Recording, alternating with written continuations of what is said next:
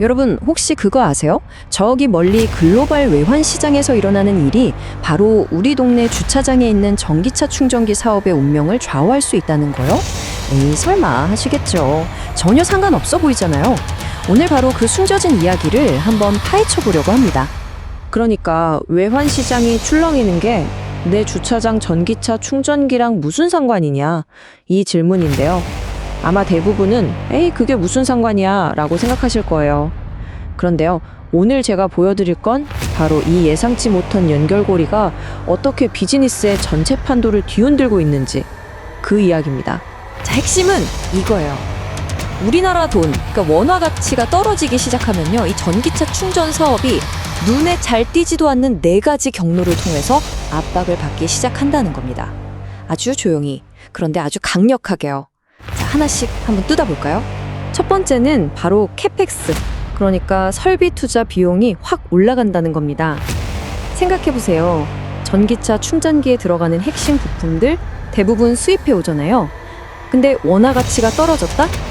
그럼 달러나 위안화로 사와야 하는 그 부품 가격이 원화로 계산하면 당연히 비싸지겠죠. 결국 충전기 한 대 설치하는 데 드는 돈이 늘어나거나 아니면 회사가 가져가는 이익이 줄어들거나 둘 중 하나 직격탄을 맞는 것.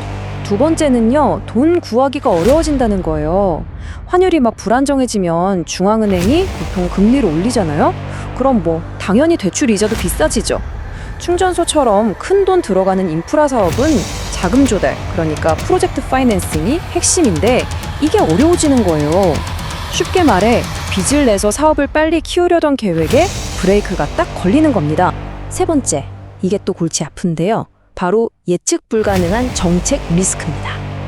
나라 경제가 좀 어렵다 싶으면 정부가 보조금 주는 기준을 갑자기 확 까다롭게 만들 수 있거든요.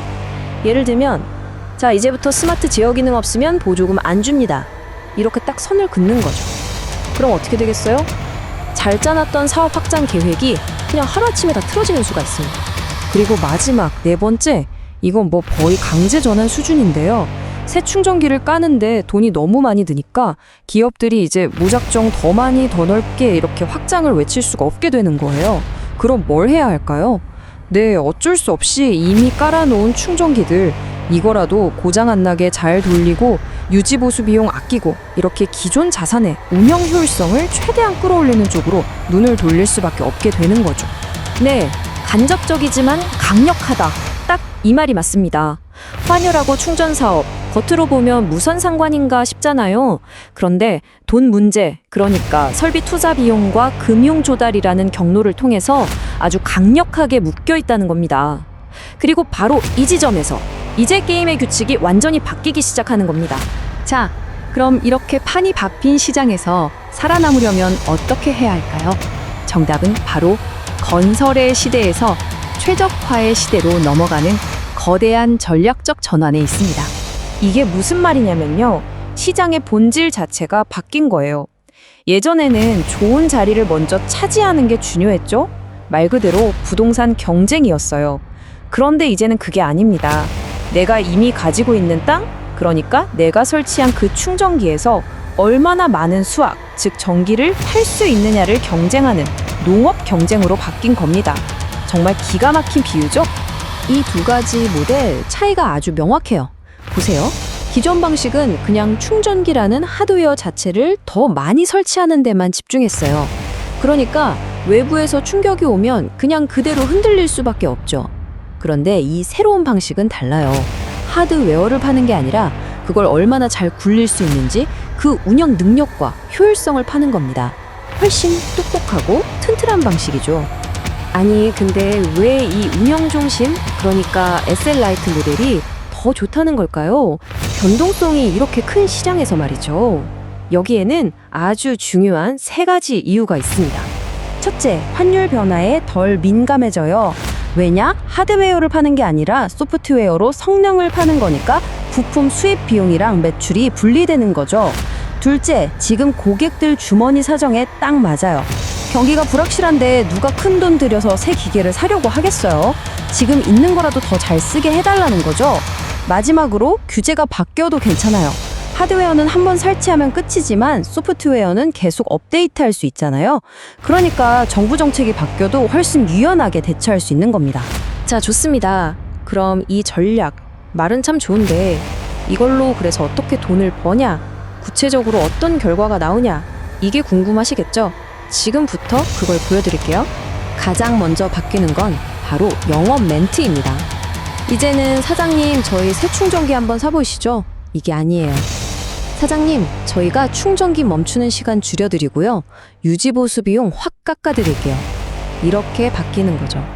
제품을 파는 게 아니라 고객의 문제를 해결해주는 파트너가 되는 겁니다. 그리고 정말 중요한 게 있어요. 그냥 우리 기술이 얼마나 대단한지 자랑만 하면 안 돼요.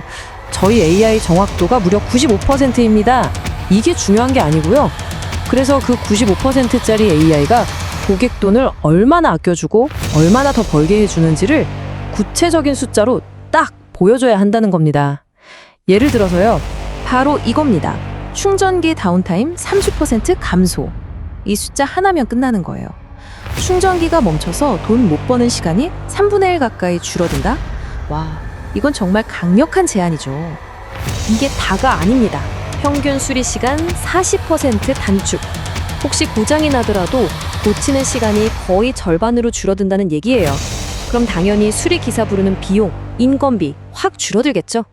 그리고 또 있습니다. 괜히 사람 보내는 비싼 현장 출동 횟수를 25%나 줄여줍니다. 자, 보세요. 이 숫자들 30%, 40%, 25%. 이게 다 뭘 의미하겠어요? 딱 하나입니다. 고객의 비용은 확실하게 줄여주고 수익은 늘려준다. 이것보다 더 확실한 세일즈 포인트가 어디 있겠습니까?